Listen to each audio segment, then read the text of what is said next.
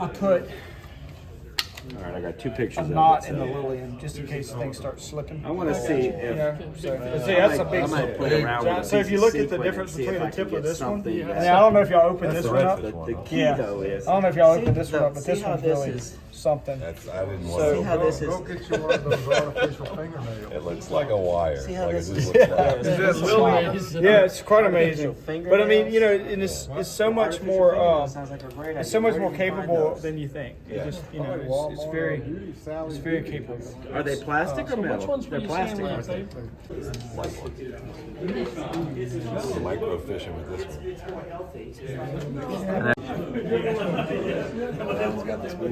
It's like the rooster tails. Oh, it's just like a little. Yeah.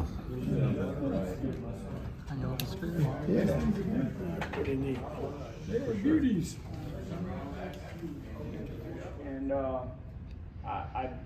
I love to fly fish mostly with Tenkara rods, which is why I'm up here talking about it. And I think I just got pushed up here because I'm the only guy around that does this a good bit. But I'm gonna keep it pretty short, and I'm gonna try to give you guys at least something to think of some questions. So if you have any questions, just be thinking of it. I can answer them well enough to make you think that I know what I'm talking about, and you can go look it up on the internet and find out if I was right or wrong. So we'll give that a try. But I don't get to.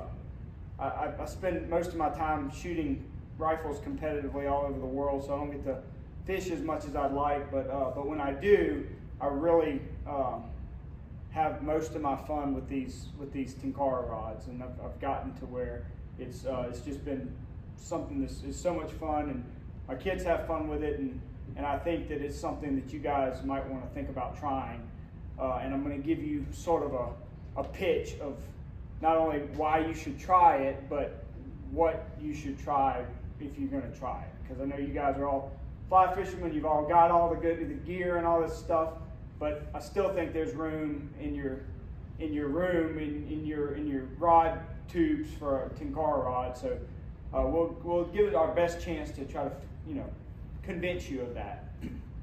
So the first question is, so like, what is Tenkara, right? And so Tenkara, the word Tenkara is a Japanese style of fly fishing. Okay, you guys all know that.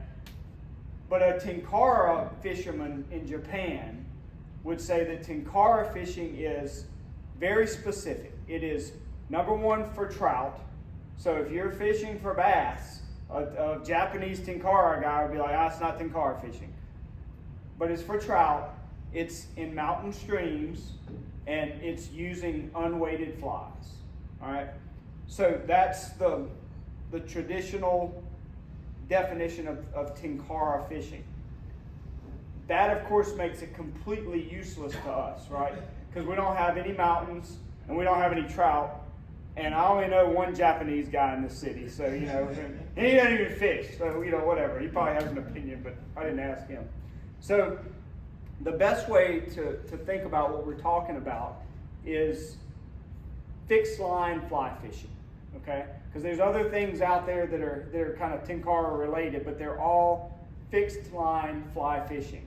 So you'll hear, if you go look around, these other types of fixed line fly fishing that are basically identified or defined by the rods that they use. So there's these Kiru rods that are made for not weightless flies. They're made for bait with split shot on them. So they're stiffer in the midsection, so you can set the hook against the weight of a split shot pulling against you. And then you'll see these Siru rods, which are just ultralight Tenkara style rods, fixed line fly rod. So this is a rod I'm talking about here. It's super ultra lightweight.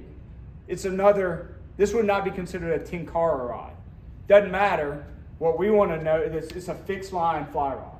So whenever you hear Tenkara, that's kind of the name that's come over into the United States for fixed line fly fishing. But there's all kinds of stuff out there. There's carp rods for fishing for big carp, and they're big giant things. I mean, there's something more like this beast right here. This is 21 feet long, right? It's a carp rod. And then they have salmon rods, which are even bigger and beefier and heavier. Everybody in the United States that is going to call that a Tenkara rod, it's not, a Japanese guy would like challenge you to a Japanese duel or whatever, they do. But that's, you don't want to get too mixed up in the terminology there. It's mostly fixed line fly fishing. And I tell everybody it's the combination of like a cane pole and a fly rod, right? So do they all telescope? Yeah, they're all telescope, and I'll pull one out in just a minute here and kind of show you guys. But that's another, difference between like say a regular fly rod and a Tenkara rod or a fixed line. They telescope down, and one of the benefits of that is they're easy to carry around and that kind of good stuff. But yeah, they all telescope, and there's all different kinds of rods out there. So again, the names are completely useless to us, but the rods themselves and the type of fishing is not useless, and it's actually got some really good advantages even over regular fly fishing, and it's a lot of fun. So I want to make the case for the use of the fixed line fly rod for the types of fishing that most of us do here in Louisiana or in the South. But to start, the best way I think to start is to point out the times when fixed line fly fishing or Tenkara fishing is not appropriate. And there's obviously some times, okay? So there's basically two times, right? And the first time that you can kind of scrap it is if you need to be able to make long casts, right? Because you don't have a reel with a bunch of fly line on there. So if you got to really stretch it out there, I don't have to worry about that much because I can't even make those casts generally when I'm fly fishing, like regular fly fishing. I mean, if I'm doing a 50-foot cast, it's going to be 60 feet off, So, I mean, it's not a big problem for me, but for most of you guys that are casting way out there, if you got to have a long cast, bring your regular fly rod, right, with your reel. The second thing, obviously, situation that it's not ideal, is if you're catching fish that are going to run. If the fish that you catch or the fish that you're trying to catch, is going to run, is going to spin out your line out of your reel. Obviously, you don't have a reel, you got a fixed line. It's not going to be the most ideal situation. And kind of, the way you can think about it, because these things are more capable than you think they're going to be.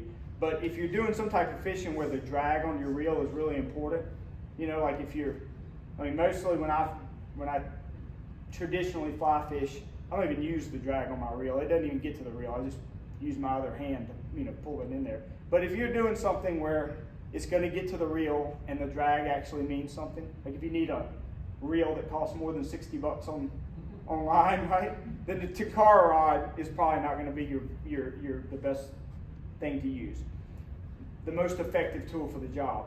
But I say probably because the rods, like I said, are more capable than you think. And there's anglers all over the country in America now that are using these things for big fish. They're using big rods for big fish, like bonefish in salt flats. The rods can handle it if you get the right rod. That's traditionally something that you would think that would get to the reel and they would be pulling, line out. But people catch them all the time on the fixed line fly rods. And although I haven't tried it yet, I haven't tested my theory, and I'll get back to you guys when I do, I'm convinced that with the right rod and a kayak that you can catch a bull red. Because if you can hook into him and you have something that he can really drag the kayak, I think you can wear him out enough to where you can get him to the net. I haven't tried it yet. If I get to where I can do this, I will let you know. It's probably it may be a disaster, I don't know, but we're going to try it. So, those are basically the two times that you think, scrap this. However, other than those two times, you can use a fixed line fly rod for pretty much everything you can use a regular fly rod for. And if you can get away with a cast that's 30 to 35 feet and in, you can get it where you need it to be. And, you know, if it's not going to pull the line out of your spool, you can handle it with a Tenkara rod. So, I mean, so that's like the can do and the can't do. But the best question is, when should you try a fixed line fly rod? And I'll give you two scenarios that I think you guys, being fly fishermen already, should try this. The first is for small fish. Okay, so anything that you use a 3-weight or less for, I think the Tenkara rod is the better option. It's not just as good an option, I think it's the better option. I mean, you don't need long, if you don't need long casts for these little fish, and you're not going to be using the reel to fight the fish, obviously, it'll work, okay? The second thing is, the second reason that you might use a Tenkara rod is anything that you need, like the ideal presentation to the fish for. And I find that Tenkara rods are easier to give a good presentation to the fish, as long as you can get to the fish, than a traditional fly rod, because these lines, they use very light level fluorocarbon lines. They don't, I mean, there's no line slap on the water. You don't even have to lay it out there on the water. You can cast these things where the only thing that hits the water is your fly. And you can put it right in front of the fish, and it's ideal for dry flies. It's a lot of fun if the fish are hitting on top of the water, especially if you can sight fish for them, and you can see the fish, and you can land a dry fly, just land it in there. There's nothing else. So once you get pretty decent at casting a Tenkara rod, which is another advantage, it's easier to learn how to cast a Tenkara rod than it is a regular fly rod. There is for me at least, a much easier presentation to the fish. So little fish, for you guys, little fish, and something that you want a really good presentation. Another thing with the presentation deal is when, because these rods are long, okay, they're 13, 14 feet in some situation, you can keep your entire line off the water, so less drag. It's really easy to move the fly where you want to move it, and you can quickly pick your cast up and put it back in there without making all kinds of movement, and in my case, line slapping the water and just fish saying, "That's a fisherman getting out of here." So those are the two situations that I think guys like you and ladies like you that are already experienced fly fishermen would maybe give this a shot, and I think you would like it. What kind of fly line do you use? Well, I'm gonna get to that, but basically what you're gonna use, the best thing is a fluorocarbon level line. That's not a floating line?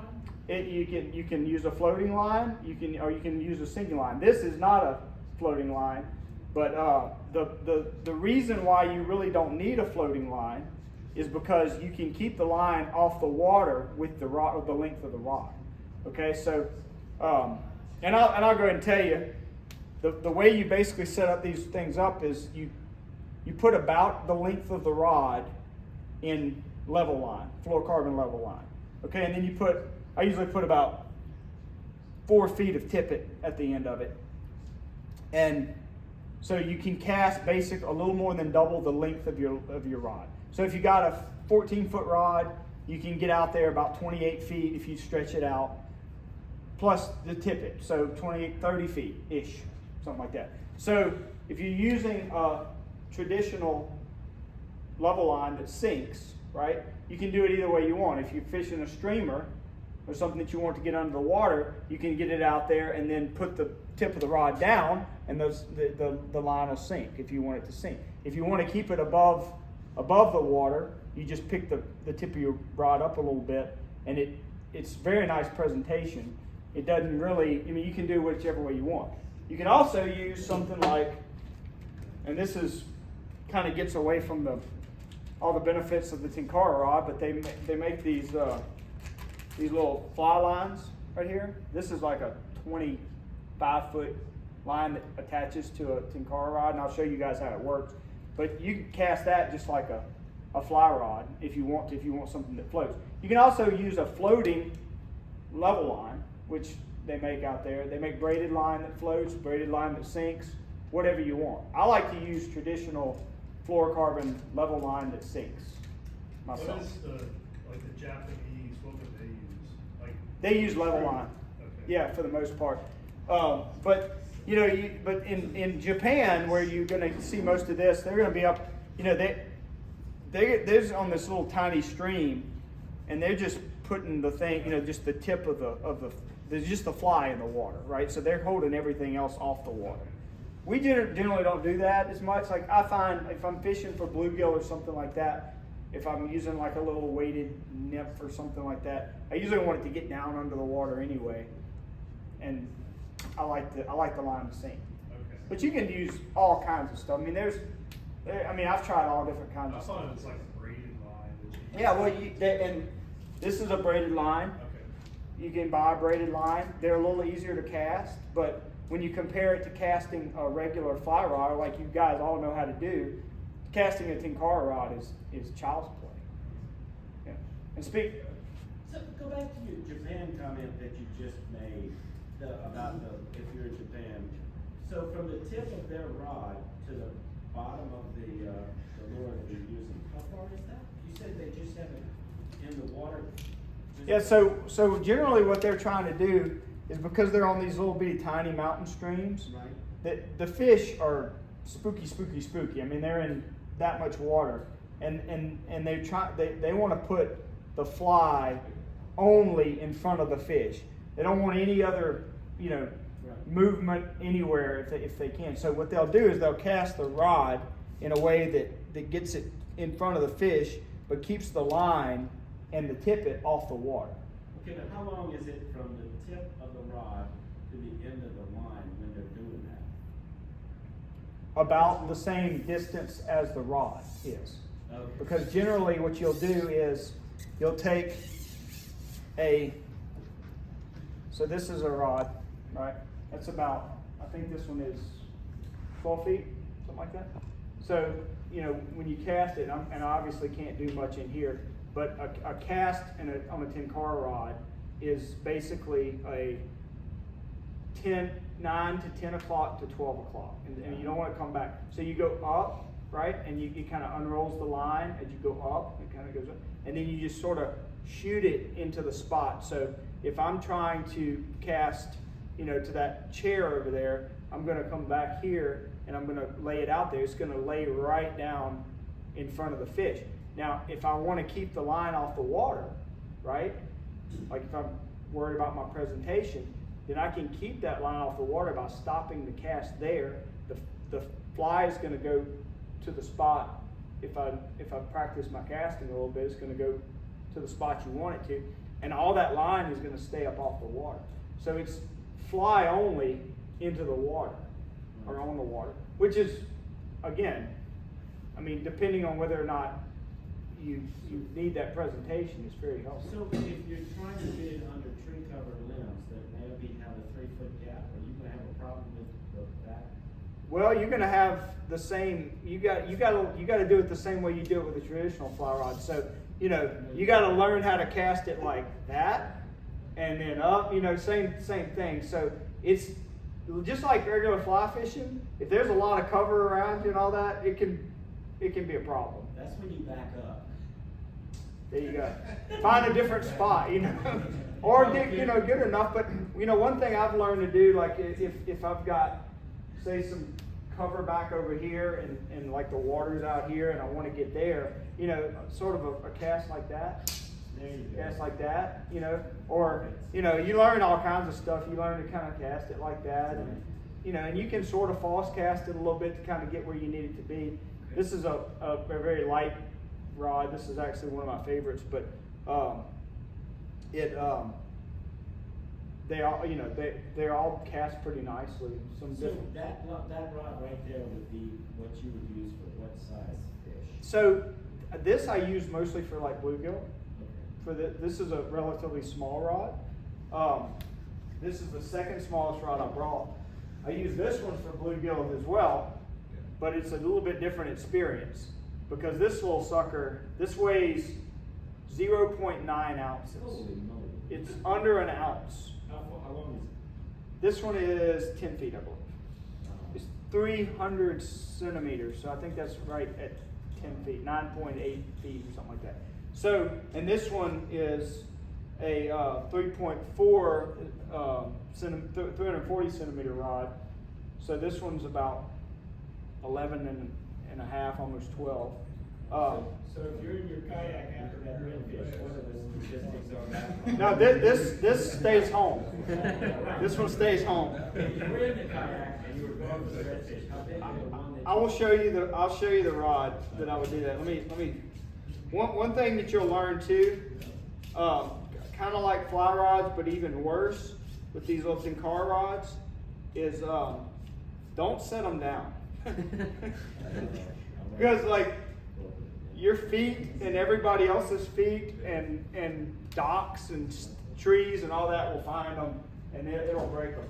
So Are they also high nodules graphite like your typical fly rod? yep, they are. That They're really cool. that don't step on also applies to fly rods too. Yes, that's right. That's what I said. So this is the rod that I believe is the ticket for the redfish. Okay, and this is a rod made by an American company called Tenkara, which is up in Colorado, and they have what they do on their rods is they have a fray rating, and I'll talk a little bit more about how you rate these rods. But they do something different. They do a fray. It's FRAE. It is fly rod approximate equivalent. So what so this is for fly fishermen, right? And they're saying, look, when you buy these things, this is approximately what you're getting, which it doesn't really work out that way, but it's pretty close. So this is the fray rating of an 8-weight, right? Okay, so this thing is supposed to be able to handle some bigger fish, and I can tell you, I caught a bass on this 8.5 pound bass on this thing, and it was fun, but it did the job. I mean, it turned that fish any which way I wanted to turn it. But as you can see, What kind of test did you have on that? so I had a 4.5 level line, which is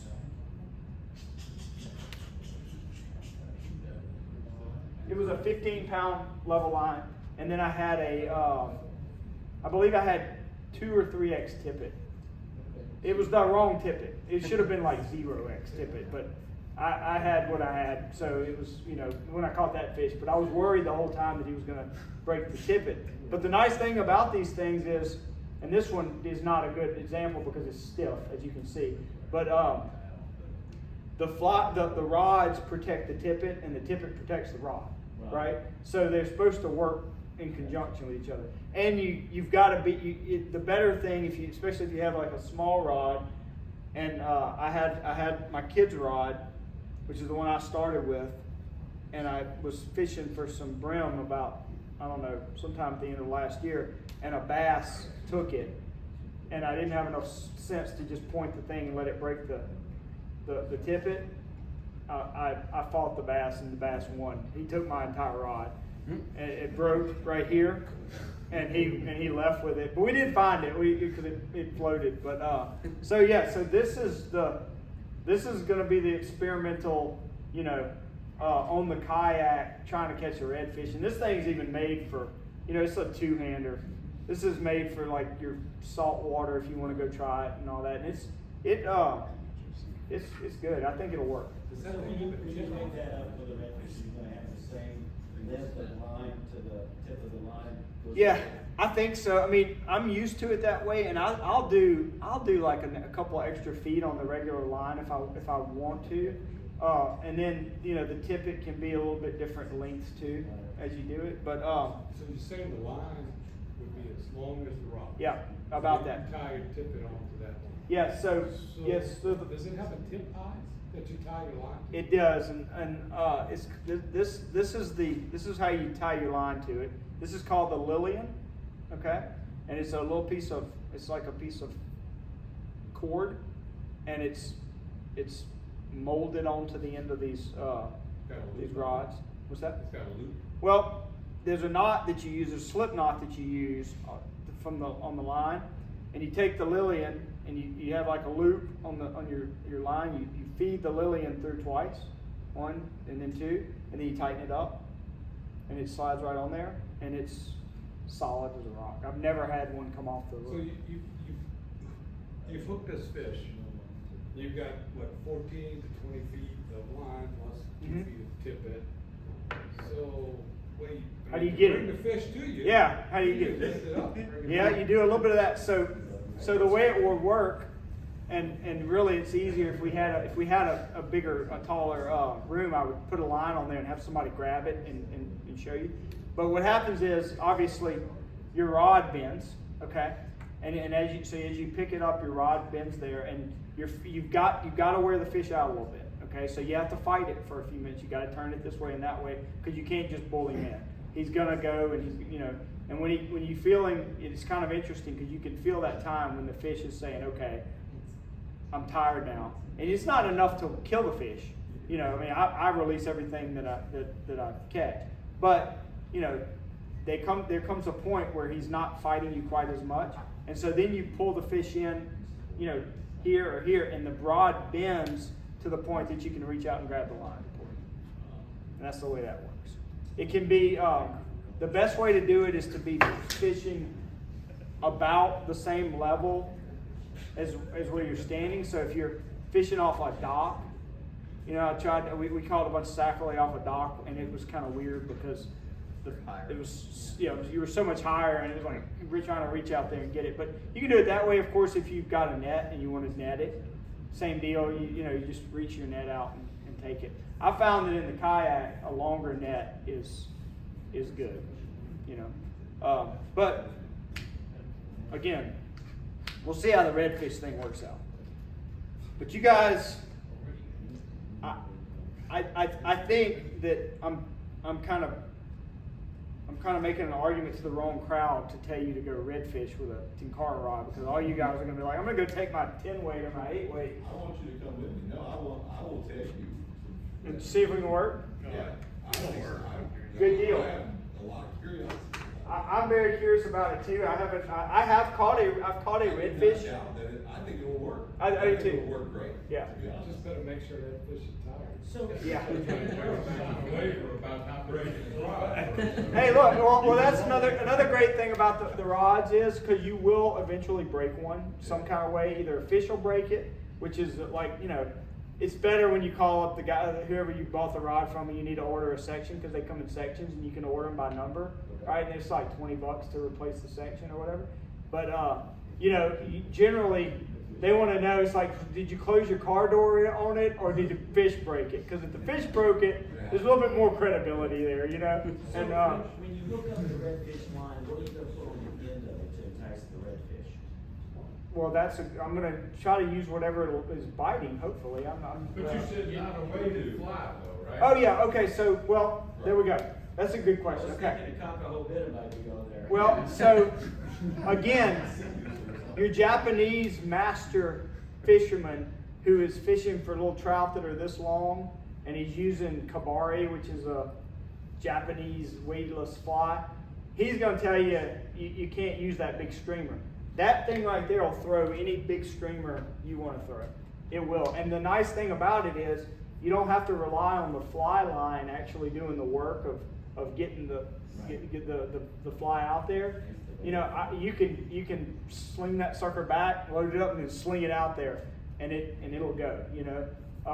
So it will cast a.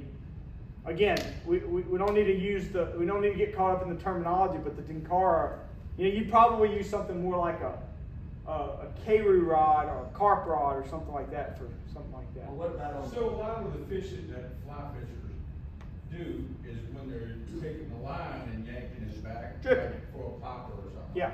Can you accomplish that same action? You can. It's a little bit different. So when I fish streamers or poppers with these things, you cast it out there, and you have to do all your action with the rod, right? So you're going to move more, not out to in, but left to right and right to left. So you may cast it out there, and then you're doing it like this. So if I'm moving horizontally, kind of, instead of more straight at me. So you can. I actually find that it's kind of interesting because I can change directions pretty quick. Like one thing that I have a little pond that I fish for bass in, and I use a popper, and it's funny because you can see if you get, it's very clear water in this pond so that bass will come up and they'll look at it. A lot of times they'll just watch it. And if you turn it, like it looks like if you're going right at it and he looks at you and you turn it like whatever is chasing is turning and going the other way, it's like every time they'll hit it. You know, if you keep going right at it, they just look at it. But if you turn and say, "Oh, I'm getting out of there," and that's easy to do with the Tenkara rod because you just turn it and go that way, and boy, it's like he hits it every single time. But it seems like one of the things that you can't do with that rod is make a strip strike. That's right. You have to trout set on everything. So and you're exactly right. So generally, with the Tenkara rod, when you set the hook, right? You want to set it just like you would for a trout. You know, either up or this way or that way. You have to set the hook one of those three ways. You can't strip set it. It just doesn't work. You don't have anything to do that with. And that can be, sometimes you can pull it out of their mouth, but I haven't found it to be a big problem. You know, now of course we'll see with the big redfish. Again, I have caught 3 redfish with a Tenkara rod, but none of them were big, and so they couldn't drag me anywhere. That big thing just pulled them right in. So yeah, good point. Can't do it. So What, the keepers? I'll let every one of them go. No, I mean size-wise. Well, okay, fine. Let's see. Yeah, it depends on when the law was. No, one of them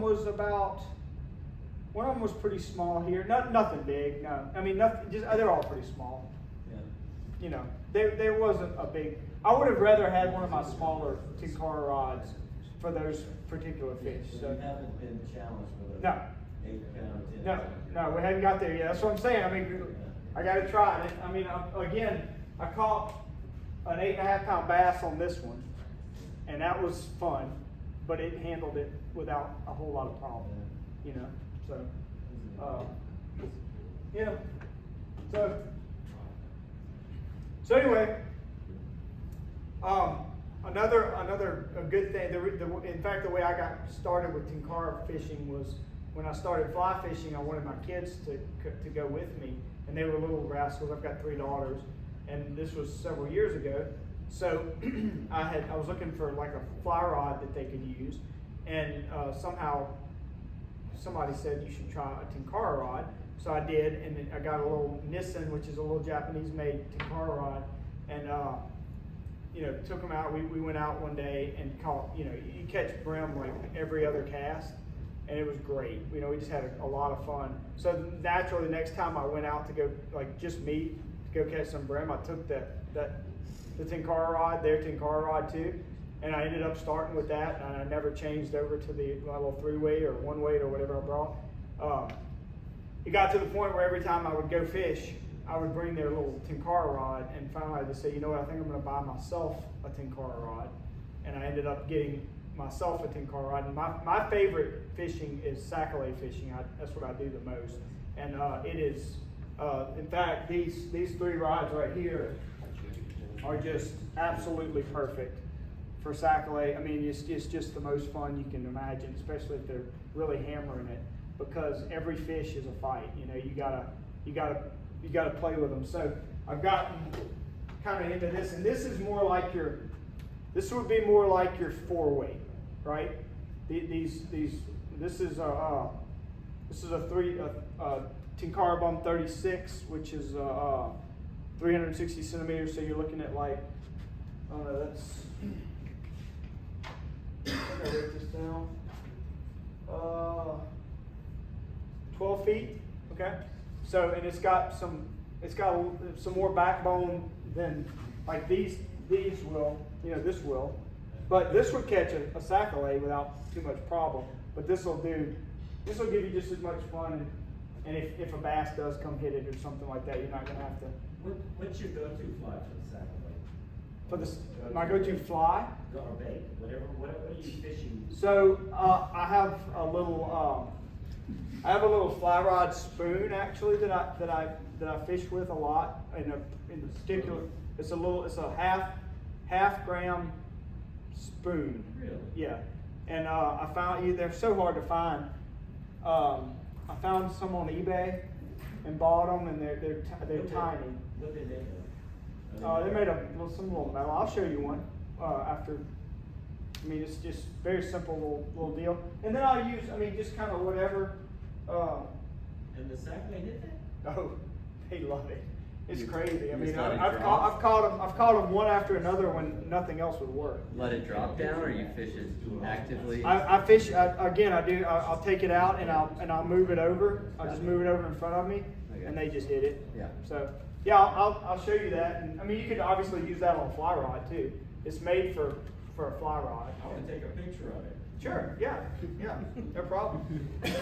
That's my favorite. And then I mean, I use whatever else they're hitting on. You know, I have other I flies. bet you could tie something on a fly that's similar to that. You could. Yeah, like a possum. Yeah. How's the quality of the more inexpensive rods? Okay. Yeah. So let me. Are you gonna cover that? Well, I'm going to cover that, and in fact, I wrote some notes here. And the quality of, so, all right, so in the Tenkara world, there's like two different styles of, or there's two different, like depending on how snooty you are, right? So there's Japanese-made Tenkara rods, right, which are super high quality, very nice. They're all handmade. They're very, very nice. And then there's Chinese-made ones. They're Okay. probably expensive too, huh? They're what? The handmade Japanese ones are probably expensive. They're more expensive, but they're not that expensive. Oh, really? So like up here, so these rods, which I mean, this is a Japanese made Nissan Zero Sum, which is a like top of the line Japanese rod, 225. Okay, and the nice thing about it is, which is another reason, I mean, I was going to get to that, but another reason why I like Tenkara, especially for the small fish, is you got 225 and some line. You don't have to get a reel. You don't have to buy a line. So if you're going to go buy, a nice, Sage 3-weight for $1,000 or whatever they call it, then you got to go buy a rod for another couple $100. Then you got to go spend $100 on line or whatever, whatever you buy. Even if you buy a really cheap one, a setup, you're still going to be getting close to what the price of that is. And this is like top of the line. I mean, so this is an Oni Type 3, which is just fantastic. So much fun to fish with. And this is a handmade rod that you have to order from Japan. And I think this one was like 160 or something like that. They always been telescoping? Yeah. Okay. Well, you said, have they always been Yeah, historically? it's like, the early days that they used like bamboo. Yeah, they started with And you bamboo. use a solid piece of bamboo. I would assume so, yeah, back in the, but they've been doing this for like 1,000 years with these things. And so, they've been telescoping probably at least for the last 100, I would assume, I don't know all the history, but everything you buy now is going to be telescoping, So do they all have replaceable segments if you break? Yeah. Yep. Unless you buy something that's like that they're not making anymore, right? But if you buy any of the, like if you buy it from Oni, or if you buy, any of these, I've broken several of them, and they're easy to get, replacement sections. The replacement sections will be $20 to $30. Is that something you can do? Change the segments for yourself? Oh yeah, they're easy. So these rods, there's a cap on the end, and you just take the cap off.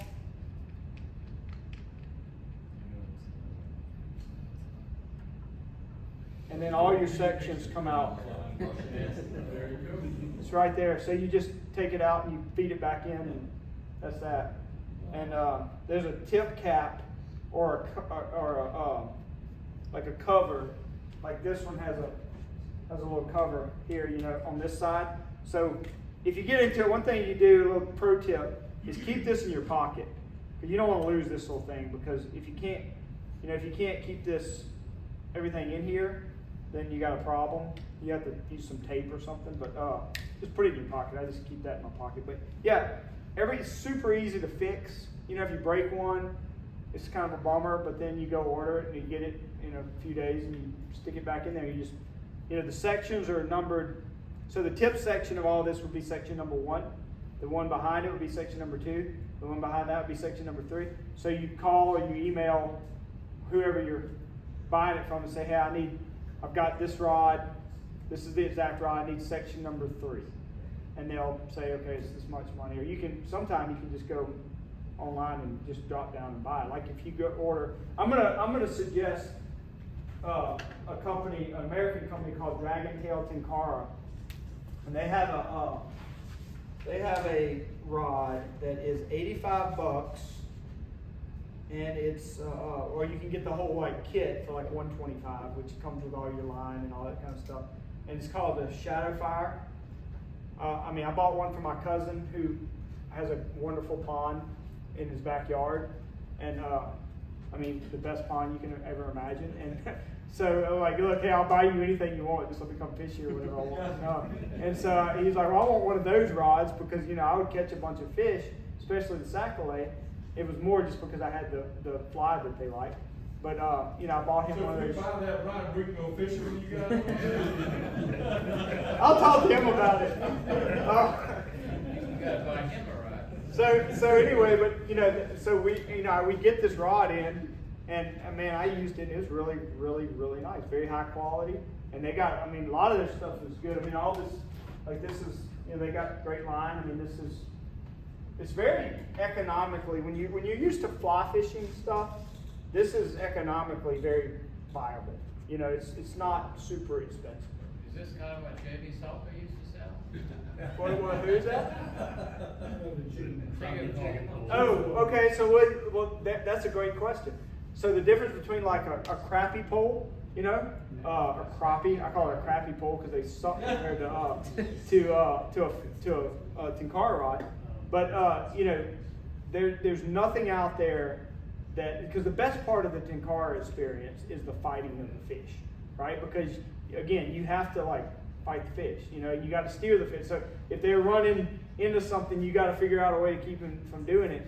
And the action of the rods, it just makes it a lot of fun. It's way better than anything else that you can go find that's a fixed line, non-fly rod, right? So if you get one of those crappie poles, that's a stick. You pick the fish up out of the water and it's right there. You don't do that with this. If you pick the rod up, the rod bends, and you have to work it. So, but you also can't cast those like you can this. Like these things, when you learn how to cast, you could put it, a good Tenkara fly fisherman could cast to most of these chairs out here. Like pick a chair and hit it, once you only go like 20 feet, huh? Maybe 30. Well, that's what I'm saying, out to what you can reach. If you've got a 15-foot rod and then 15 more feet of line and then 4 or 5 more feet of tippet, you're looking at about 35 feet or whatever. So, which is not a tiny little area to fish. 30-foot cast is, you can get to most things, especially if you're on a river. But if you're fishing, you can't pull it in and do a shorter cast. Sure you can. Yeah, shorter casts are even easier. You just keep the rod up high.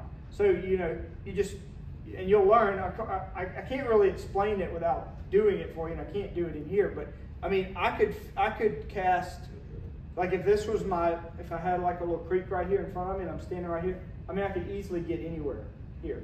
And you learn how to do it. It kind of becomes second nature. You look at the spot and you just kind of go to it, and it's kind of magic once you get it down. It's just super simple. As long as it's not what? As long as it's not what? As long as there's no Yeah, just like any other fly fishing, if there's a tree right there, or right, you're gonna have problems. It's not, it's not magic. Is there such a thing as a roll cast? Yeah,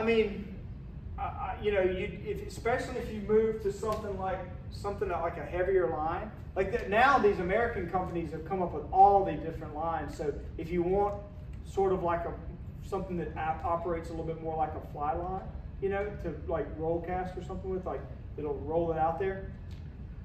You can get that, but the casting action of a Tenkara rod, the way it works, because it's kind of a linear, it's not rolling as much as more just kind of shooting, you know, makes it where it's a little easier for me at least to get into tighter spots where I would normally have to use something like a roll cast, but you know, you finally get used to it where you can kind of get it in there. So the line doesn't have a weight to it, right? The line doesn't have any real weight to it if you're using a level line. But if you want something that's got weight to it, you got Okay, so they have. braided line, you got fly line, you got, you know, I mean, and there's different levels of, there's different weights of level line too. So when after you like fish and take it down, what do you do with your line? Do you reel it back on those Good spools question. and tie it? I use these little spools. And so, and another good thing about the Tenkara is, I'm trying to find one. So say I've got several, I like to have one of these little things. So every one of these has a line and a tippet and a fly already tied on there. Okay? So if I want to change flies, I don't cut the fly off and then tie it back on. I go to my Lillian and I uncinch my knot. I roll it up on this and I put another line on it, and it takes me, you know, a quarter of the time that it would normally take. But if I want to, and this is a spoon, by the way. So this is a little fly rod spoon. So if I want to get myself all rigged up and ready to go, I'll just take this off of here, and I've got it. So I've got it just tied on there. So it's got my little slip knot. I take my rod, I get to my Lillian, I feed the Lillian through it twice, and I just cinch it up, right? It's done, ready to go. And then I carefully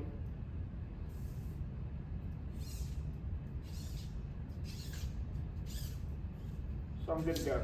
Now, of course, I can't show you guys anything because I can't even get the thing off the ground because I can't get above this, right? Although it is stuck in the carpet right now. But so there, it's done.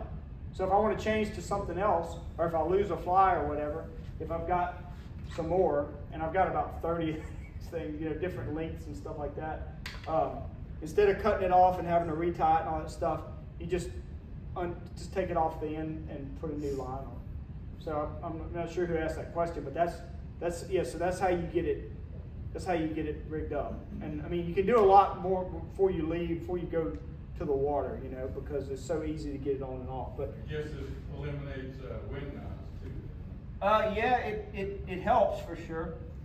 Although I can pretty much screw this up any which way. It would shock you guys, but I'm gonna try to hook this into the carpet just a little bit and see if it'll stick. But you see, if I'm fighting a fish, it's kind of what it looks like, right? And it kind of makes this singing noise. I can't make it do it, but when the fish starts doing it, it starts to sing. But you can bend these things. I mean, sometimes they're like in half. And then of course this is a bad one to give the because you wouldn't do this on this little rod. But I mean, like if you're fighting a fish, you want to, this is called the power bend, and you want to keep the bend, and it's like a fly rod, the power bend. So you know you want to go towards the fish here. So sometimes you like I've even had to like get down here and put two hands on it to you know, and there's all this stuff going on. Can y'all hear it? Yeah. That's what it sounds like the whole time you're fighting fish. So anyway, it's really cool, and so you know that's how you take it off. So then if I'm done for the day, or if I want to take my, I'm glad this is barbless. If I want to take my line off and change it or something like that, I'll just go down here to my Lillian and I'll grab my knot and I'll pull it out and it's done. I can put it back on I'm not going to do all that right now, but I'll put it back on my little spool and move on, either to a different fly or a different line or a different rod or something like that, or I go home. So it's real easy to change flies. It's quite nice actually. It's actually to the point now where I'm not real good at tying knots anymore. I got pretty good at tying knots on the water, and then I lost all my skills because I started doing all that with the Tenkara rod. So, you know, when I go regular fly fishing, I'm fumbling around with it. I can't tie a knot. So anyway, well, yes. So I'll go back through this real quickly. If y'all think of any more questions, this is great. It's so much easier to answer questions than it is to go through this this little spiel.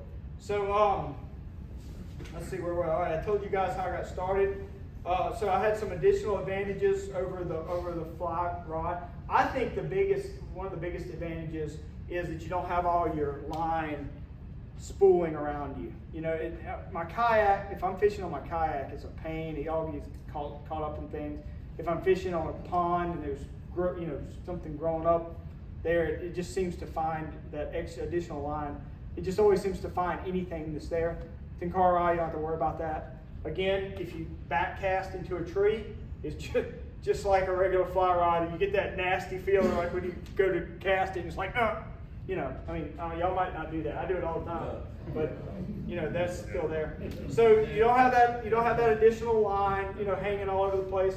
The cost is just, I mean, you can get the best of the best for what you would go out and buy, you know, like Amazon match catch or something. Manufacturers haven't realized they could sell you $1,000 Tenkara rod yet. Yeah, I don't know if they could though. So in really, Right.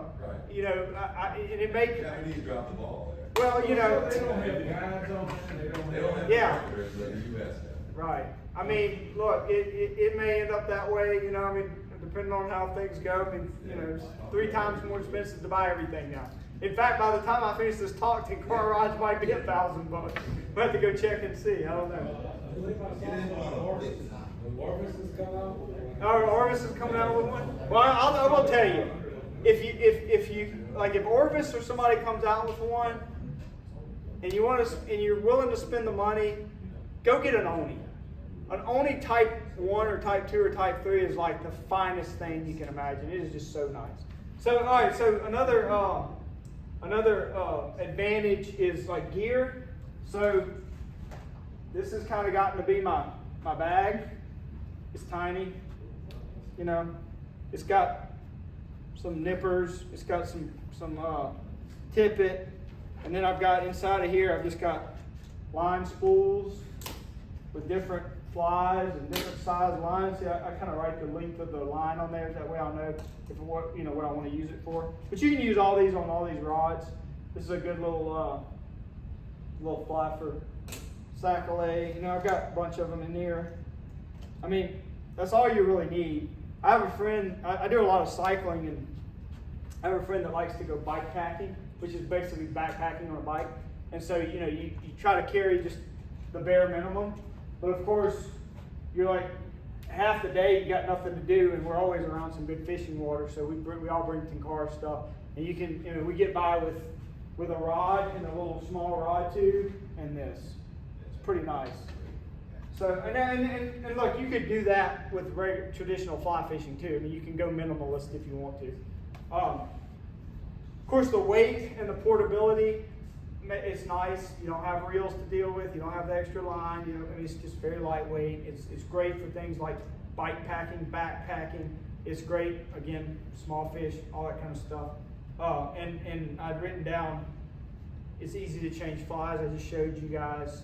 Super simple to do that. You can do pretty much rig up everything you want at home before you go, and it's real nice. Now, of course, like with the rods, I told you guys about, you know, Japanese rods are kind of its own thing. They're a little more expensive. The rods that you'll see, some of these American companies are going to be made in China, but some of them are awesome. Okay, I mean, like, you know, I've used Dragon Tail. I have some experience with those guys. Been very happy with them. Zen Tenkara, I mean, their stuff is pretty expensive, but it's very nice. Very, very nice. So I wouldn't shy away from the stuff, but if you're going to go buy something from an American company, or anything that you're going to go buy, do a little bit of research on it, you know, or shoot me an email. I'll tell you if I've heard of it or whatever, or I'll just do the research for you. I'll go look it up on Google. and find, a few people that I trust that'll say, whether it's good or not. There's a few like YouTube channels out there with some guys doing some Tenkara fishing. Again, they're mostly doing the mountain stream type stuff, but there's a few guys out there that, you can find them fishing from a boat in the lake, catching sac-a-lay and bass and that kind of stuff with Tenkara rods.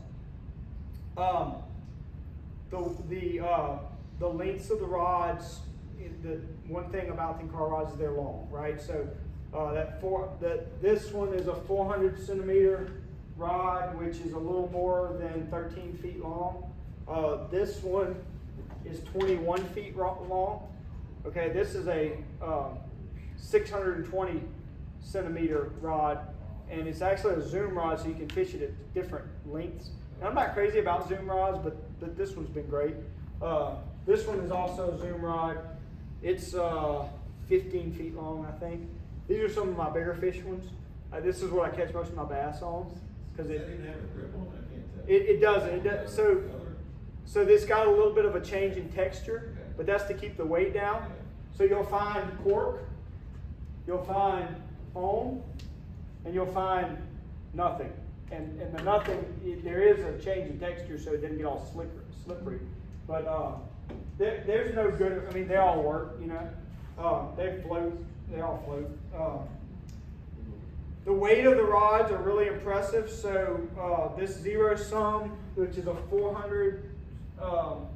This is the one I was telling you is one of the nicest ones. It's 2.8 ounces. The whole rod. If you take this off, this one right here is.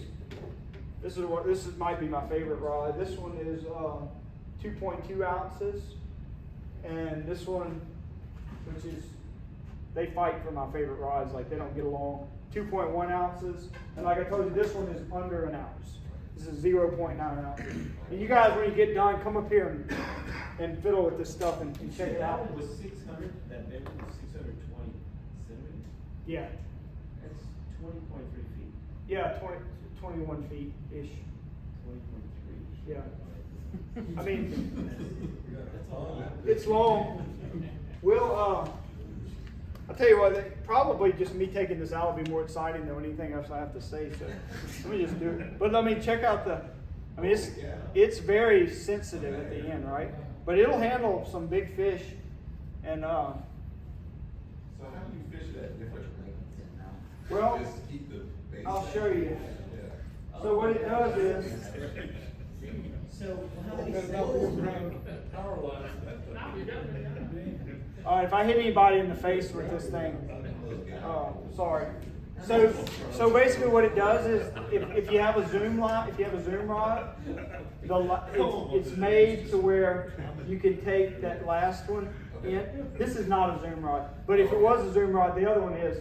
If it was, like, you would just take that last section down, and sometimes they could either be, you'll have a 2 zoom or 3 zoom. Some of them can be fished at 3 different lengths, which apparently that works pretty well. But I mean, like this thing, you can imagine, if you put that much line on it, and you can cast it just fine, because the rod makes the longer line work, right? Wow. And so you can get out there with this thing pretty good. This is yeah. And another thing I'll tell you, I didn't really mention it, but if you're into any, like if you like river fishing and you're into any kind of Euro nymphing, these things are great for that. I mean, it's like you have like a 10-foot Euro nymphing regular fly rod. Man, a 14-foot Tenkara rod, oh, it's just perfect. So does that one, you can change the length of it? This one you can't.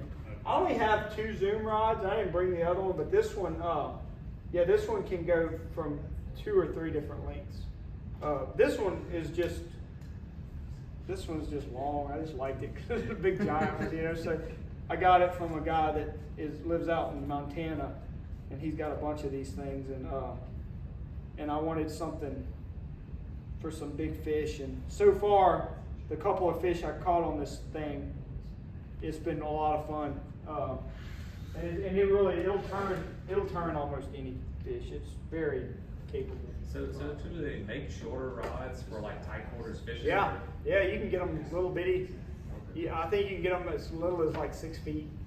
I don't know why you really do that, but you could. I mean, if you wanted like a little bitty tiny, you know, one, but like this rod, I mean, this thing, it's the shortest rod I have. It's the smallest rod I have. I mean, it's barely even there. But I think it's about 10. Yeah. And I mean, you can't even hold it, like you gotta hold it like this, and it's just, you know, but boy, when you get a bluegill on it, you think you're fighting a tarpon. It's a lot of fun. It just makes, like, now of course, if you get something little like this, only fish it where little fish are gonna get it. Cause, you know, and I use a 6X or something. I use 7X tippet for this thing. And you know, one time I had a bass take it on this little rod, and I brought him in. He wasn't a real big bass. He was like maybe a pound, but boy, he fought, and I was like, I hope that tippet breaks, because I'm not giving up. I'm too stubborn for that.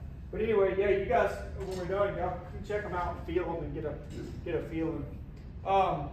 So as far as the actions of a rod is similar to what you'll see with a regular fly rod, but a fly rod is good as far as the index, like the weight. You know, it depends on the line, the weight of the line, right? That's not the way Tenkara rods work. You will get like you know, like an action like a 7.3, 6.4, 5.5. You'll see that kind of stuff, and basically what that means is that's the percentage of stiff to not stiff.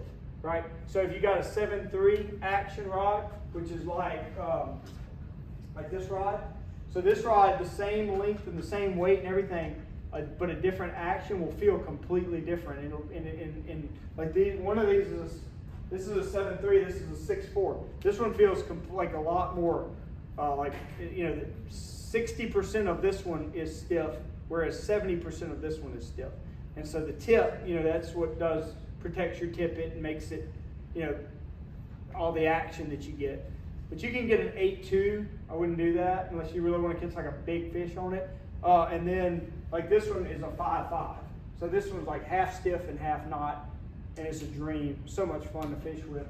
But you'll find that, so there's different, you know, you'll see that the actions are set out. There's also a thing called the common sense system, which is called a penny system.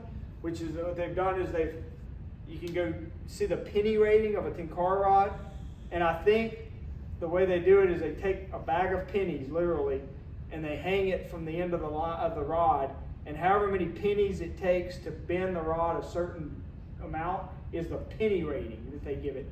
And it only works when you can compare it to other things, right? So I think every one of them at this point has a penny rating. So if you go see any Japanese rod, for sure, somebody will have come up with a penny rating, you know.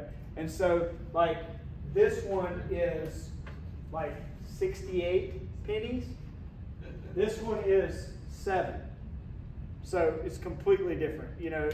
But they'll give you an idea. Again, until you fish it, you have no idea what. I mean, you know, it kind of gives you an idea of how capable the rod is, or whatever, what you might fish with. So I showed you guys the grips. I just explained the sections. You know, they're all made in sections, so you can order these if you break one, which you probably will if you get into it at all. They're made of carbon fiber. You can find some fiberglass ones, which are pretty cool. They're a lot like that might be a 5.5 or even a 4.6 in fiberglass. If you fished a fiberglass fly rod, it's a very slow action, right? So I guess here it would be a slow action 5.5 or 4.6 or something like that.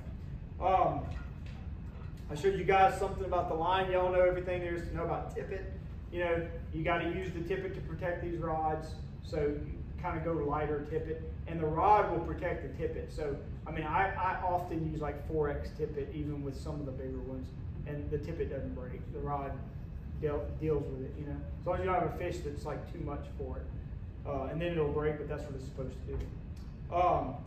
Again, I was going to mention the casting. It's easier to learn if you've got a new fisherman, a kid, especially, you know, if you're going to take a kid out to catch a bunch of brown, a bunch of bluegill or whatever. It's just a lot of fun. You know, they can be doing it within, you know, 10 minutes, and You don't have to worry about them getting your fly rods all messed up.